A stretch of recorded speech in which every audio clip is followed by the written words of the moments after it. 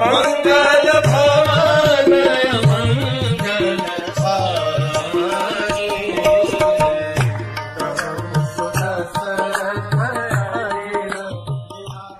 Hare Krishna. It's a very important day in our lives. आज हमारे रामायण के बाल कांड के 100 एपिसोड्स पूरे हो गए। We have been coming to you for 100 days together. So let us see and continue with our Ramayan. Dasharath Maharaj चौंक गए कि ये सामने कौन है, और वो जानते थे ये परशुराम जी हैं।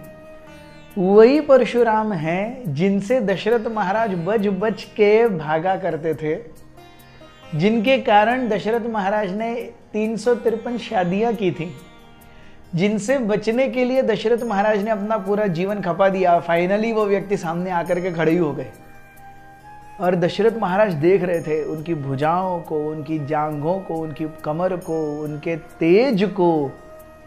Parshuram is not an ordinary man, वो भगवान के एक अवतार हैं।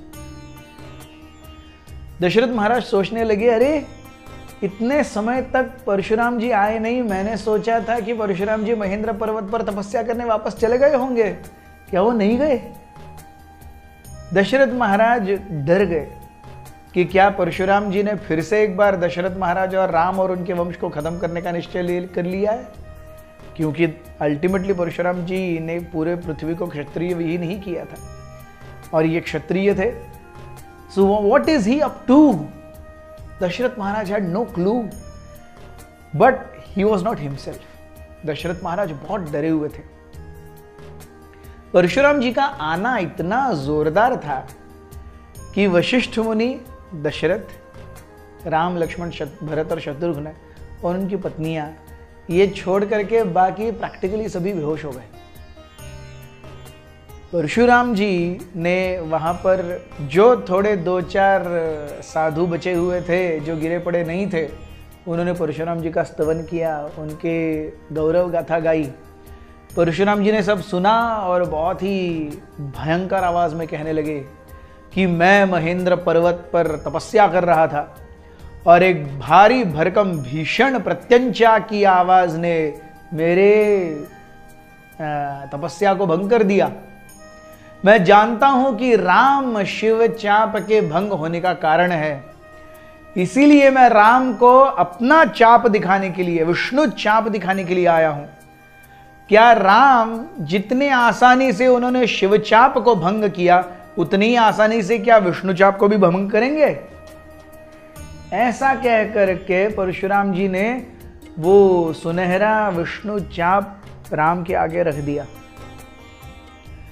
राम सोच रहे थे, अरे मैं भी एक अवतार हूं, ये भी एक अवतार है, लेकिन दोनों में फर्क क्या है? फिर हम देखते हैं there are many kinds of incarnations. One of the incarnations is Leela avatar, जो कि प्रभु रामचंद्र हैं। भगवान लीला करने के लिए एक अवतार लेते हैं, और वो है राम। कई बार भगवान किसी व्यक्ति विशेष को, जो भगवान नहीं है, जो जीव हैं, ऐसे व्यक्ति को भी अपनी कुछ बहुत ही महानतम शक्तियां प्रदान करते हैं, ताकि विश्व में शांति बहाल हो सके, धर्म बहाल हो सके। जैसे हम देखते हैं गौतम बुद्ध, व्यासदेव, ये दोनों सभी अवतार हैं भगवान के, लेकिन शक्त्यावेश अवतार है। वो जीव हैं, लेकिन भगवत तत्व का कार्य करते हैं। उसी प्रकार से परशुराम जी भी एक शक्त्यावेश अवतार हैं।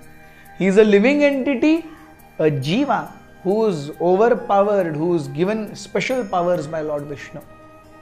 So because he is a jiva, yes, he has forgotten about the Vishnu Tattva's real power. जब परशुराम जी आकर के खड़े हो गए राम के सामने, राम के मुखारविंद से एक स्मित हास्य निकला। हर कोई देख रहा था, everyone is tensed, everyone is like life and death situation. Only Ram is there who has a smile on his face. And what happens with that smile, we will see tomorrow. Hare Krishna.